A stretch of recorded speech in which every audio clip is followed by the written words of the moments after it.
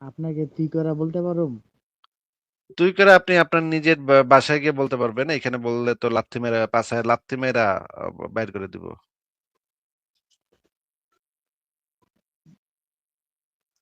তোর এখানে সমস্যা কি তুই রাখো? এখানে তুই করে বললে তোর আল্লাহর মানে পুটকিতে মানে বাঁশ ঢুকাইয়া তোর আল্লাহরে কিছুক্ষণ খাড়া করে রাখবো। তারপর তোর নবীরে ন্যাংটা করবো, ন্যাংটা করে নবীর পাশা দিয়া ওই যে কালা পাথর আছে না, হাজরা আসওয়াদ, সেই কালা পাথরটা ঢুকাই দিব ফসাদ করে। বুঝছেন ভাই? তোর সমস্যা কি? না, তোর তো তারপর সমস্যা কি নবীরে রাখো ন্যাংটা তুই? কইরা তারপর নবীর পাছা দিয়ে ওই যে হাজরা আসওয়াদ নামক কালা পাথরটা আছে না, সেই কালা পাথরটা সান্দায় দিব ফসাদ করে। হ্যাঁ, তারপরে কি করবো জানেন? হ্যাঁ, তারপর তারপরে কি কি করবো? তোর? তারপরে কি করবো জানেন? না, তোর সমস্যা কি রে? আমি জানতে চাইছি। তারপর আল্লাহর বিচিতে মানে 10 ইঞ্চি ইটা বাইন্ধা দিব। বুঝলেন ভাই? তখন তো এখন আল্লাহর বিচিতে যদি আমি 10 ইঞ্চি ইটা বান্ধি তাহলে আল্লাহর কেমন লাগবো? ব্যথা পেবো না? না, তোর সমস্যা কি? তুই তোর আল্লাহর বিচি ধর্মের যদি অনেক বড়, আল্লাহর বিচি যদি অনেক সবচেয়ে বড় বিচি, কি কন ভাই? আল্লাহর বিচি তো সবচেয়ে বড় হইব নাকি? তুই ধর্মের নামে খারাপ কথা কস কে? এটা ক। তো লুচ্চা নবীর খারাপ কথা কোথায় করলাম বললাম ভাই? লুচ্চা নবী তো লুচ্চা নবী ছিল, শিশুকামী ছিল, পেডোফাইল ছিল, দর্শক ছিল, ডাকাত ছিল। এই শোনেন, এটা তোমার। আচ্ছা। যেই বস্তি থেকে আপনি উঠে আসছেন, সেই বস্তি থেকে সেই বস্তিতেই আপনি ফেরত যান, বুঝছেন? আপনি এসে যদি এখানে গালিগালাজ করতে চান, তুই তুকারি করতে চান, তাহলে আপনার আল্লাহ নবীর দুইটারে উপতা করে এখানে লাগানো হবে। বুঝছেন ভাই? যে আপনার ভাল লাগলো না এগুলো শুই না, আপনার যেগুলো বললাম এগুলো শুনে ভাল লাগছে না? না, তোর সমস্যা কি আমি সেটা এই যে বলতেছি। তুই যে শুনলি এতক্ষণ তোর নবীরে আর আল্লাহরে মানে গাইল পারলাম, তোর তো ভাল লাগছে না তোর শুনে? তোর এই যে প্রবলেমটা তুই কি তুকারি সেটা যে বল। করলি, তুই তুকারি যে করলি, তুই তুকারি করলি, তুই তুকারি করতে গিয়া দেখ তোর আল্লাহও গাল খাইলো, তোর নবীও গাল খাইলো নাকি? না, তোর হ্যাঁ, এখন এই সমস্যাটা কি? এই তুই পাপের জন্য আমি কে দায়ী থাকবে? এই যে তুই যে তোর আল্লাহ নবীরে গাইল খাওয়াইলি আমার হাত মুখে, এইটার জন্য তো তুই দায়ী থাকবি, তাই না? আল্লাহ তো তোরে কেয়ামতের ময়দানে ধরবো। তুই হালার পর তুই মানে নাস্তিক আসিফের লাইভে গেছিলি না, গিয়া মানে বেয়াদবি করছো, সেই জন্য নাস্তিক আসিফ নবীরে আর আল্লাহরে দুইটা বেশি গাইল দিছে। এটার জন্য কে দায়ী হইব ক?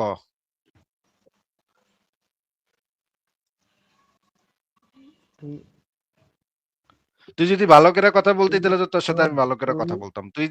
তুই তুকারি করলি, তুই তুই তুকারি একটা কইরা মূর্খ। কইরা যে তোর আল্লাহর নবীরে গাইল খাওয়াইলি, হুদাহুদি গাইল খাওয়াইলি, তাই না? তুই হলো একটা মূর্খ, তুই একটা গাধা, বুঝেছ তো নাই? তুই তো বস্তি থেকে আইসস, তো তোর কথা শুনেই বোঝা যায় তুই বস্তিতে থাকস, বস্তি থেকে আইসস। তুই তো পড়াশোনা করস নাই, তুই তো একটা মূর্খ আমি বাচ্চা, পড়াশোনা বুঝেছ করছি নাই? কি করিনি এটা এই আমার লাইফ যারা দেখে তারা সবাই জানে। তোর সার্টিফিকেট আমার লাগবে না রে। আর তোর নবী কি তুই পড়ালেখা যে করছে? তোর নবী তুই তো যে তুই অশিক্ষিত যে মূর্খ এগুলা ছিল, মূর্খ সদা নবীর উম্মত তোরা। তুই যে এগুলা রেফারেন্স দেখাস, এগুলা তোর তো নবী কি মানুষের তোর নবী বাতিল। কি কে তোর নবী কি পড়ালেখা করছিল রে মূর্খ সদার উম্মত? তুই তো তোর একটা নবী তো গাধা। মূর্খ সদা ছিল নাকি? দেখি তুই তো। ধর্মের নামে। এখন থেকে মায়ের আবু বকর কোন ক্লাস পাস করেছিলেন? কে বলতে পারবেন? হয়তো ওমর রাদিয়াল্লাহু আনহু কবে এসএসসি পাস করেছিলেন? হ্যাঁ, সাহাবীরা কে কি পাস জানা আছে? সাহাবীরা হলো মা পাস, মাদার পাস, উম্মি, উম্মুন মানে মা, উম্মিয়িন মায়ের পেট থেকে তারা যেরকম আসে ওই রকমই থাকে। কোনো কিতাবও পড়ে না, কোনো বিদ্যালয়েও যায় না, পড়ালেখা নাই, একেবারে উম্মি। মায়ের কোল থেকে যেমন আসছে তেমনই রয়ে গেছে, কোনো সার্টিফিকেট নাই। যেহেতু উম্মিদের মধ্যে কোরআন আসছে, আপনাদের অনেকের এই অন্তরের ভিতরে অনেক বই আছে আমি জানি, এত বই থাকলে কোরআন ঢুকবে না। আপনি এখন কল্পনা করেন যে আল্লাহ আমার এই হৃদয়ের মধ্যে কোনো বই নেই, সব আউট করে দিলাম, কোনো কিতাব নাই, কোনো বুক নাই, তোমার বুক, তোমার কোরআন এখানে ডাউনলোড করো। রাজি আছেন?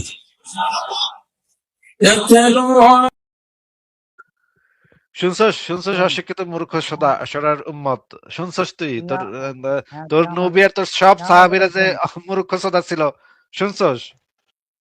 তুই আমার কথা শোন, এই যে সেফুদা যে তুই কয় আগে কয়ে নে, তুই তুই আগে কয়ে নাস্তিক নে, বলতে তোর কিছু নাই, নবী তুই একটা আর তোর সব একটা সাহাবীরা গাধা তো মূর্খ মূর্খ, সরা ছিল। তুই তো একটা মূর্খ গাধার সরা বাচ্চা ছিল গাধা, না বুঝছিস? তোর নবী আর তোর সাহাবীরা সবাই মূর্খ সরা ছিল না, অশিক্ষিত মূর্খ সরা, জিন্দেগিতে কোনো স্কুলের ধারে পাশ দিয়ে যায় নাই, কোনো হ্যাঁ, বই পড়ে নাই। তুই তো শোন, তোর মাথায় তো গোবর আছে, বুঝিস নাই? তো এজন্য তুই তোরে এগুলো তো আছিস। দেখাইলাম, তুই তো কইলি, তোরে তো দেখাইলাম তোর নবী ছিল মূর্খ আর সরা। এগুলা তো এক সাহাবী ইয়া করছে, এগুলা তুই তো এগুলা যে তোর কস নবী, তোর কোনো তুই প্রমাণ তুই আছে? তুই কি কইতে চাস তোর নবী পড়ালেখা করতে পারতো, এটা কইতে চাস? না না না, আমি কই তুই যে কস তাহলে যে তার মানে তোর নবী মূর্খ সরা ছিল।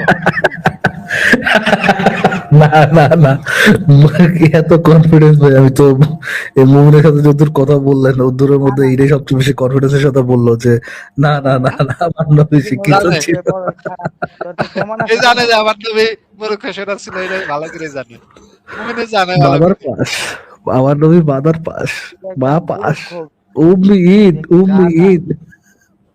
গাধা, মাদার, ভাই কুলাঙ্গারের ঘরের এট সন্তান তুই। লিস্ট আমরা মাদার পাস না ভাই। আপনি কি পাস? দক্ষিণ সিটি কর্পোরেশন ভাইয়া, কি নাম নেছেন দেখি? মাহাদি ভাইয়া, আমি তো তোর কি আপনি কি আমি পাস তো তোর করেছেন? আমি তো আপনিও কি তোর মাদার এগুলা পাস? কি জানিস? না না, তোর এ ভাইরাল কিন্তু হওয়ার মাদার, জন্য ফারাজ তোর ভাই, এ উল্টা কিন্তু পাল্টা কথা বল। অন্তত এটুক লিখতে পারছে, ঢাকা দক্ষিণ সিটি কর্পোরেশন, এটুক কিন্তু লিখতে পারছে। ও তার মানে তাহলে উনি তো নবীর মাদার পাস থেকে না, বেশি পাস। শোন মাদার পাস না, শোন, মাদার পাস নবী থেকে সাহাবীরা ভালো আর অনেক কি কিছু নাকি? করছে। হযরত মাদার পাস এমনি নবী। সাল্লাল্লাহু আলাইহি সাল্লাম থেকে, হযরত মাদার পাস সাল্লাল্লাহু আলাইহি সাল্লাম থেকে বেটার। তাহলে তো আপনি মরুর ডাকাত, মূর্খ সরা, পেডোফাইল নবীর থেকে বেশি শিক্ষিত নাকি? কোন বস্তিতে থাকেন ভাই বলেন একটু? কোন বস্তিতে থাকেন? ঢাকা সিটি কর্পোরেশন কোন কমলাপুর রেল স্টেশনে থাকেন নাকি কোন বস্তিতে?